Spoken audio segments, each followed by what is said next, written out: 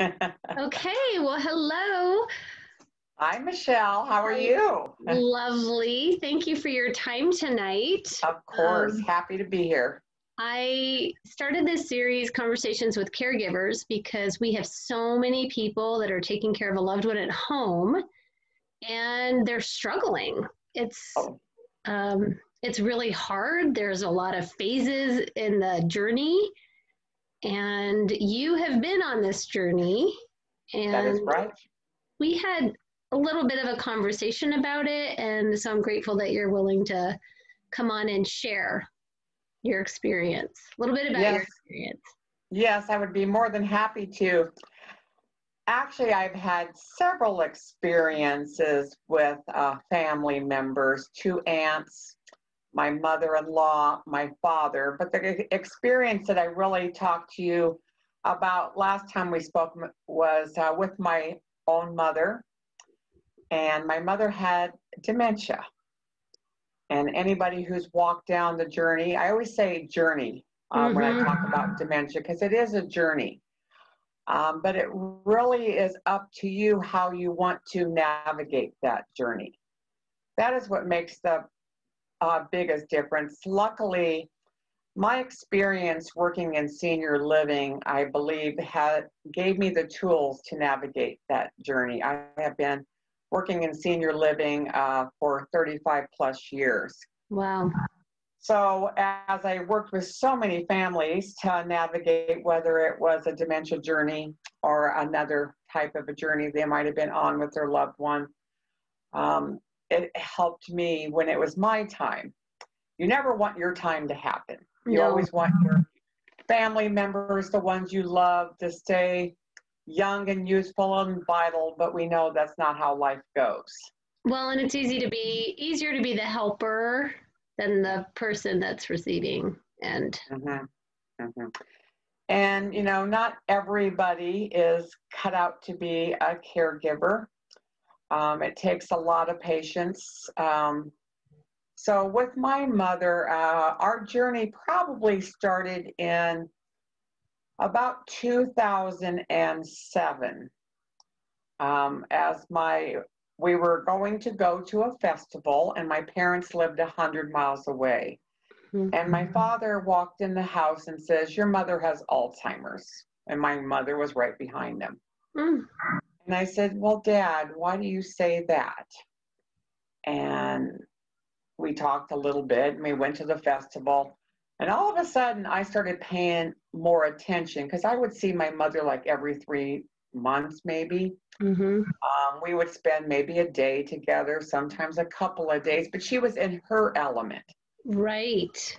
So when we went to their house, she was in her element. So sometimes when a person's in their element, you're not maybe going to see as much change as when they're in out of their element. So I started really paying attention and just asking some questions. We are taught, if you really educate and learn about dementia, you are taught not to say, "Do you remember?" Right. Do you remember? Because with dementia, Alzheimer's, most of the time that's what you're going to see very quickly. This is Odie, by the way. Hi, Beverly. So what you're going to see, probably some of the first signs are when people are forgetting, Mm-hmm. not remembering. And with my mom, that really was her short-term memory was very short. And actually that happened very early on. But she was able to function fine in all sorts of other capacities, dressing, bathing, gardening, taking care of the house and cooking. That was all just fine and dandy. It was just the fact of just those remembering tools.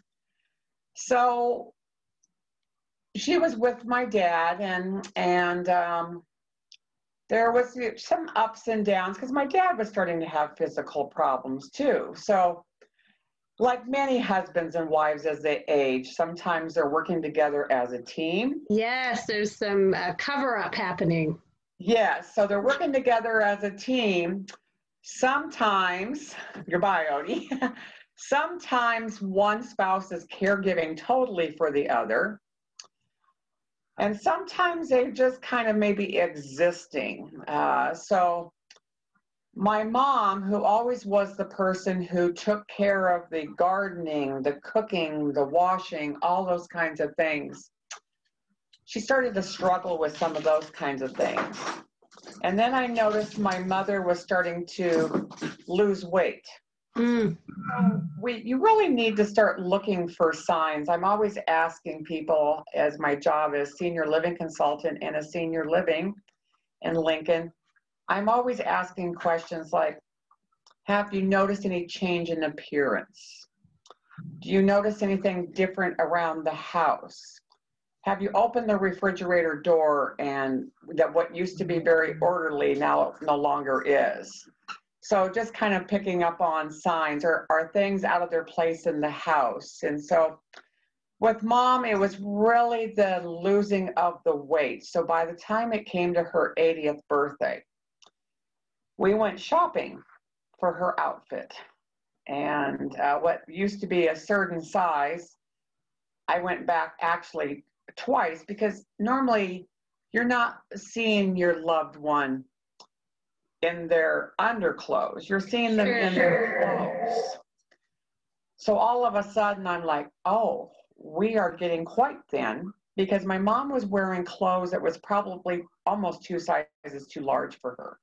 Oh my God. So we got the clothes. She looked absolutely phenomenal, bought new undergarments, because again, everything was being purchased from years ago, the sizes.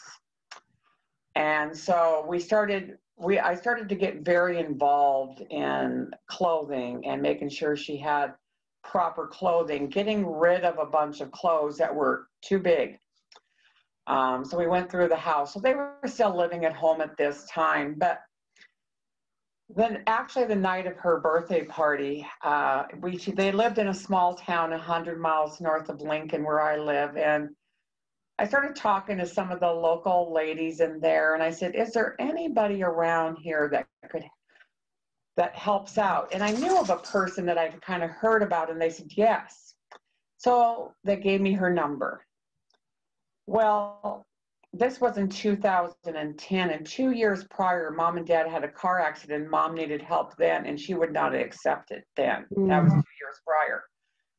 So I made an appointment for the lady to come to the house, and either my mother was ready to accept the help, or it was that perfect person for her. Mm-hmm. We know when you're working with somebody with dementia, it's all about technique. It's all about how you talk to a person and allowing them to still have their independence and do as much as they can, but be there to help and support them as needed.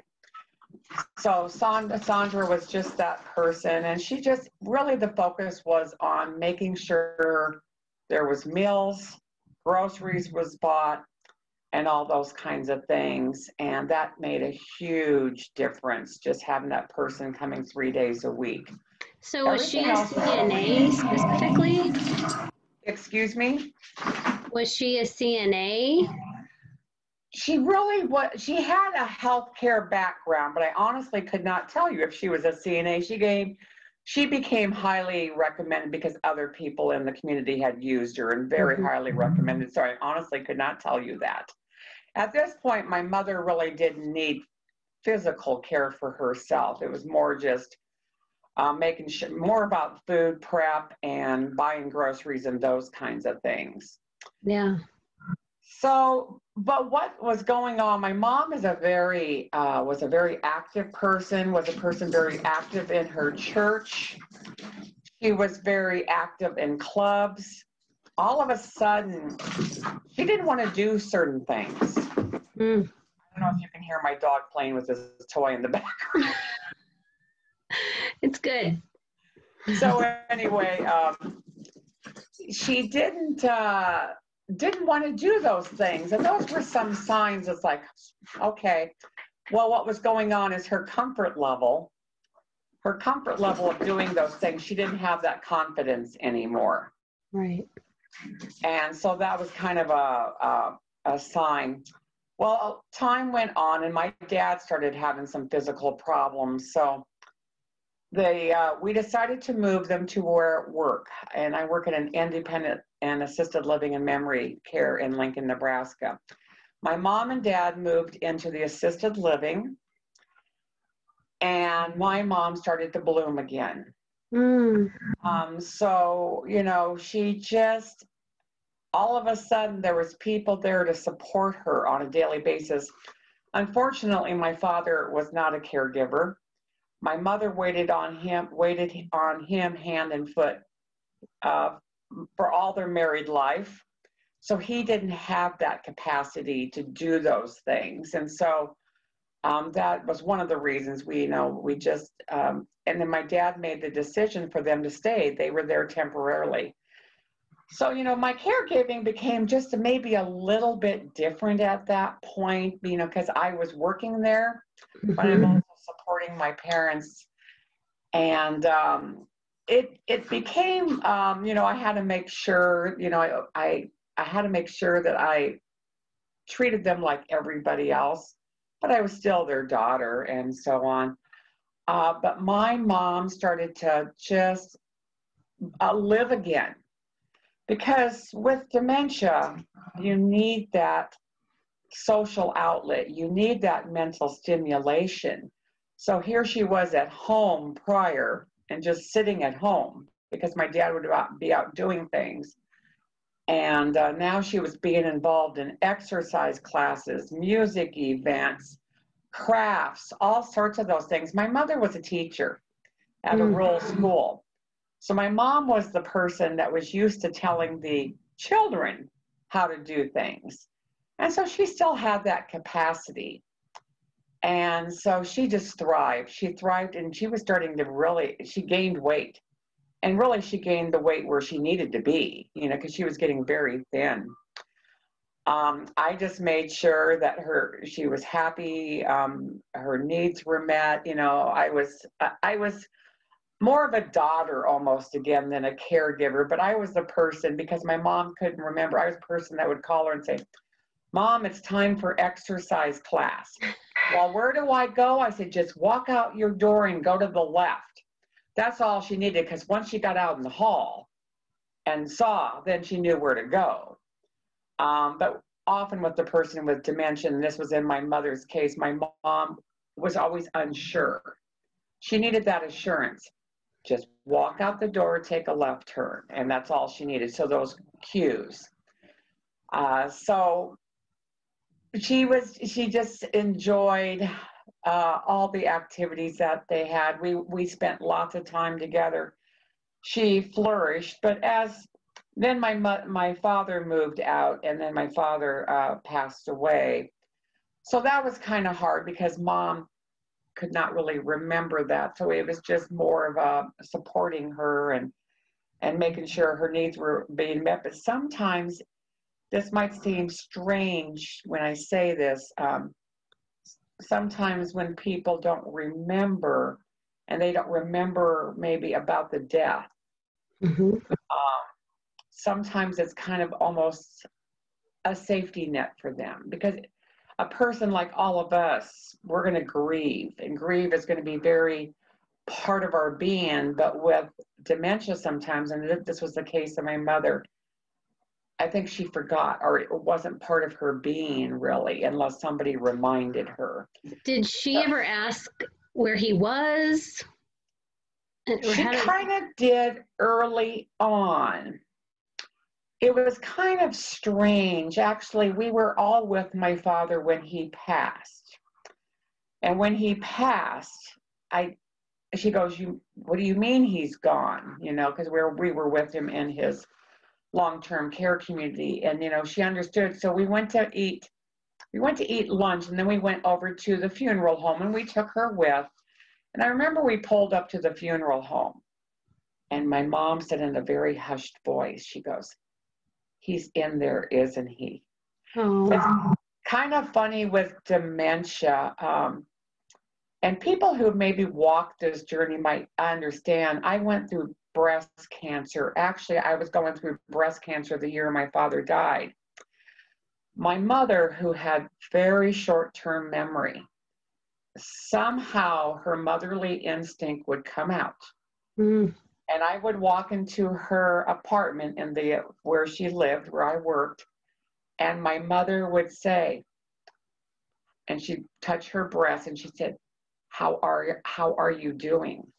So Wow. something in her would remember that there was something going on and it had something to do Mm-hmm. with breast.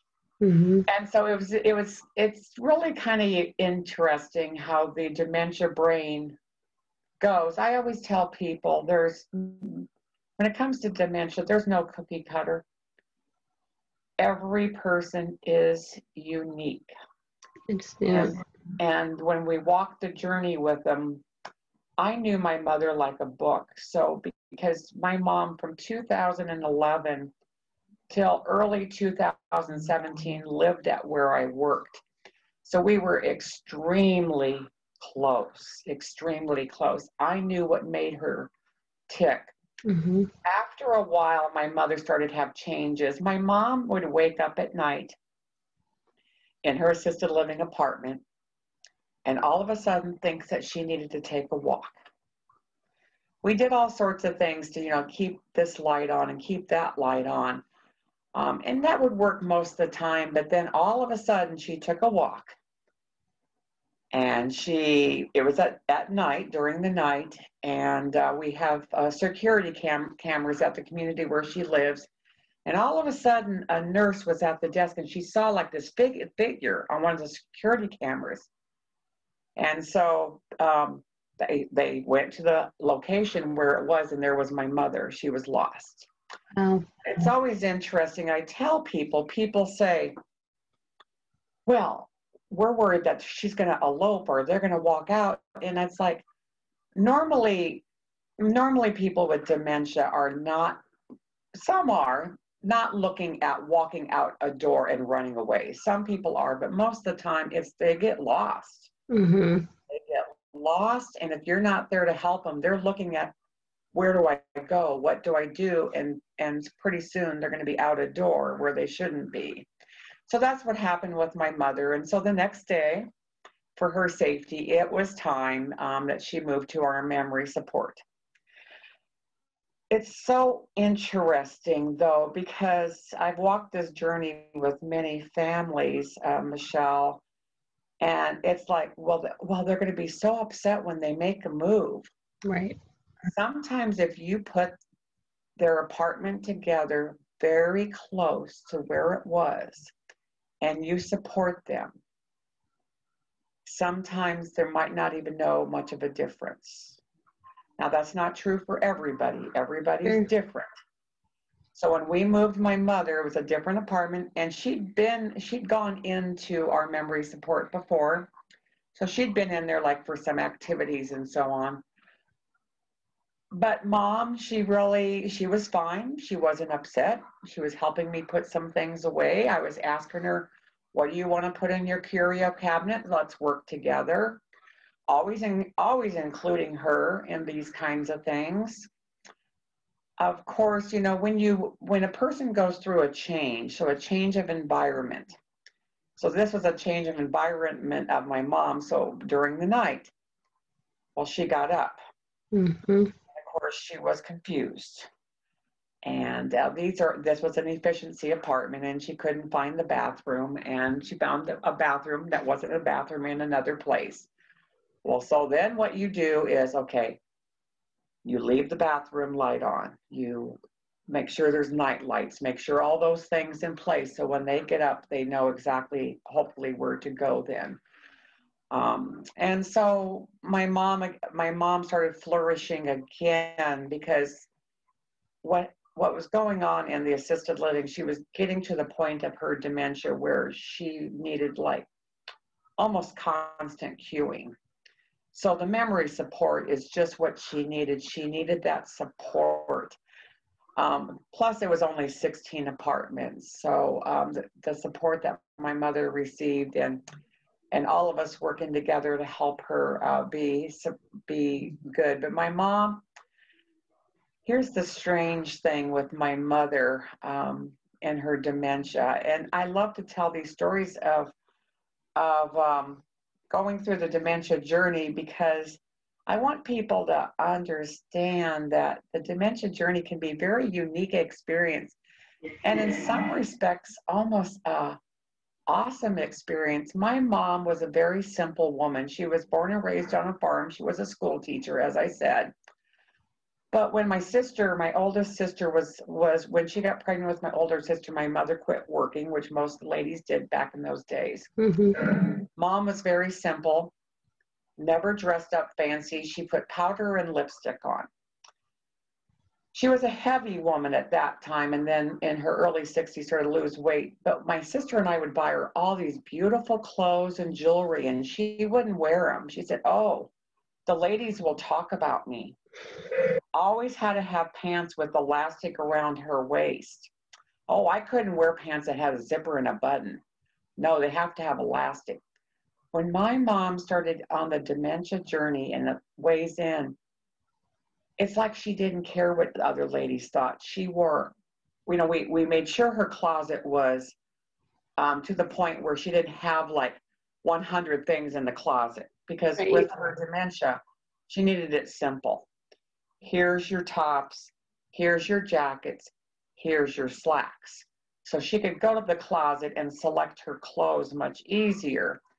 My mom started to dress very nicely. My mom wore jewelry. My mother wore makeup. My mom would stand in front of the mirror in the apartment at where she lived, and she would sit there and primp. Oh, how funny. So I bought, and she would make, and then she never would tuck in a top. And so she would stand there and say, "Should I tuck in my top, or does it look better out?" She would have never tucked in her top before. All of a sudden she was tucking in her top. And so then I bought her a pair of pants that had a zipper and a button. She didn't say boo. It wasn't important anymore. Mm-hmm. And many of the ladies, and even some of the men, said, "Oh my gosh, your mother is so beautiful, her jewelry, her clothing, her makeup."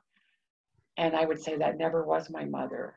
But as a young girl, I used to look at, because my mother was very simple and a larger lady. I'd always, we would say, "Oh, Mom, try this, try that." And she was always so funny about it. And all of a sudden, here was my mom. My mother got so beautiful as she got older. And maybe it just took her that long to get comfortable in her beauty, or the dementia journey actually, it didn't matter anymore. She wanted to be pretty. It sounds like though you really embraced that, because I think a lot of times what families do is they fight it. So they'll say, "Well, she would never do this or never want that. So don't, if that's what she's wanting to do now, that's just not who she is. So don't let her do it." Right. But it sounds like you really supported the interest that she was having. Yeah, she really did. She became very particular, and that was not her way. Very particular. In fact, and you're not going to see this with a lot of dementia, she would stand up at a table and make sure there wasn't a crumb on the table. I remember we used to go for walks when they used to come over to my house. We'd go for walks, and then her dementia, this is when you really kind of start noticing things. If there was little twigs on the sidewalk, she'd pick up and move them. She was afraid somebody might trip on those. Mm-hmm. So it became very particular. My mom, though, something she never did before dementia, she started doing word searches. My mother never did word searches, never. I don't ever remember her doing a word search until dementia entered her world. She would sit for hours with that book on her lamp and do word searches. Was she finding the actual words? Yeah, she did this for a long time. She was very good at it. And then time passed, and then you could see she was getting shakier with the pencil or pen. Mm-hmm. And then the dexterity all of a sudden really became bad, and she just couldn't do it any longer. Yeah. But that was okay. It didn't seem, what was so interesting about my mother was many things didn't upset her. Often you're going to see dementia people get very angry and upset, and it didn't seem like it wasn't noticeably that she was upset. But one time I will remember, and this was very interesting. She was in the memory support by this time, and they were doing a craft project. So there was people around the table, the residents, and then there was some volunteers, and then a couple of staff. And my mom was sitting there like this with her head down. And somebody says, I don't think Martha feels good. And I just said to him, and I just took him off to the side. I said, it's not that she doesn't feel good. My mother was a school teacher. She was used to telling people, this is how you do it. Let me help you. Right. So I said, I want you to go over there and say, Martha, I need help. Do you think we can work on this together? I'd love for you to help me with this. And so she brightened up. Yeah. You know, she was able to do a little bit, but it just was enough to make her feel good, because she knew she couldn't do it. But with help and some encouragement, they could work together on the project. And that was, you know, it was a learning tool, you know, for people, you know, to really get to know, you know, I knew my mother so well, but to get to know the people that you're helping with, whether it's a family member, whether you are a caregiver in a community, whether you work for a home health, to really get to know the person, talk to the families, talk to the person if they're able to share, so you really know what makes them tick, and what works for them and what doesn't work for them. Well, It's then my really, mother, go ahead, Michelle. I was just going to say, it makes your job and role easier when you get Yes. to know your people. Because, I mean, to your point, she was used to being in the role of the teacher.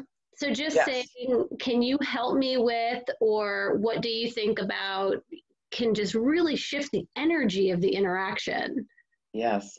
And exactly. It's almost like allowing them to feel like it's their idea. Yeah. Yeah. Instead of, here's a glass of water, you need to drink it, it can be, you know, hey, I'm thirsty, let's get a drink of water. Right. Yeah. Yeah. So, well, my mother then she fell. My brother and I always knew if my mother would fall because of her progression of dementia, she probably wasn't gonna, if she would break something, she probably was not going to be good rehab potential. So my brother and I started looking for her next step. If she needed a next step, what that next step might be. So my brother and I, we found her next step if she needed it. So a whole year before it happened, we had another place selected for her. I always tell families, you know, always be prepared. You know, we've worked with people who say, well, my mom's not going to move. She's put her foot down. This is the way it's going to be. I said, I get it. I understand. But you as a family, you might need to be prepared, because things can change very quickly. So we were prepared, and sure enough, mother fractured her pelvis. And then the next morning, the doctor said she also fractured her hip. So we had two scenarios with the person of dementia. I said I would never put my mother through a surgery because of her dementia. Well, we were given the choice by the doctor, and we didn't have a long time to make the choice. He said she might never walk again and be in pain. What do you do? So you just put the decision in the hands of God and say, okay, let's have the surgery. So we had the surgery, and she actually came out of it. My mom was really strong physically, and so she came out of it quite well, but then she went to the next step. So she went to a long-term care community.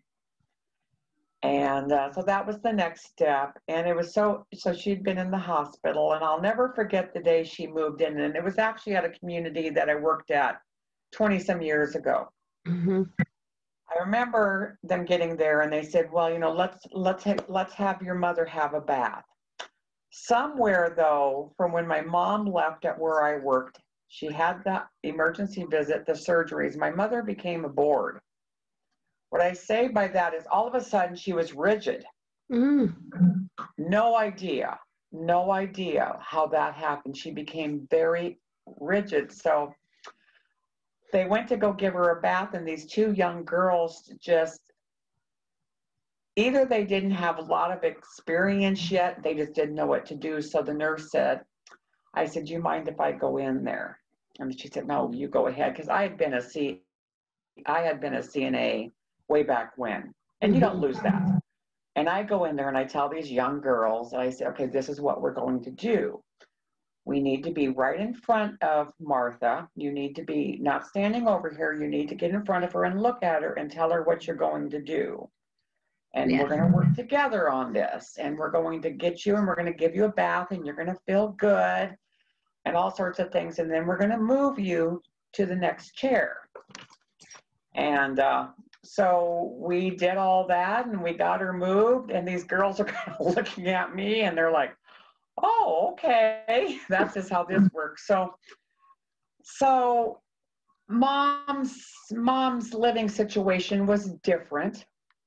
But again, here's what you do. What are we going to do? Now my mom's probably in her last journey at her last home. Do we want to be sad? Or what are we going to do? Right. Well, we're going to make the best of everything. So Michelle, you know those videos that I sort of take. So my sister lives in New York. So here's mom on her next journey. And my mom moved in January. So we didn't probably start going outside till maybe April. And we would go outside in their circle drive, and there was flowers and all sorts of things. And mom would just come alive. My mom was you have to remember, she was a farm woman and a gardener. She lived outdoors. So something about the outside made her come alive. She would look around. She would look at the sky. She would comment. She would see things. You know, with dementia, you're going to see things, and the things you're seeing are not really there. But she would, in fact, I had a Facebook memory come up on my Facebook today, and it was a video of my mother. She's talking away, and I'm asking her questions. She's happy, she's smiling. And then she leans forward and said, there's chickens over there. No, not chickens, hens. I see some hens over there. And I'm like, well, how many hens are there, mother?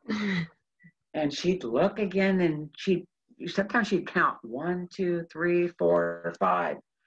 And then I'd say, well, what color are the chickens? And then she'd look again, and she might come up with black or something. And then I'd say, well, is there a rooster over there? And she'd look again. I said, well, we had a mean rooster on the farm, Mom. And Mom would look at her. I think there is one over there.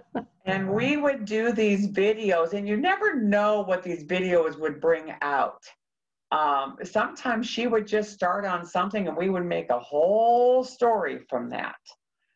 And it was just so fun, and I would post it. And Michelle, I told you my whole idea was to do a blog and do a YouTube channel, and I never quite got there, but I posted every single video on Facebook, and, you know, many people just were they said it made their day because they saw somebody that was happy and smiling and in the moment and enjoying.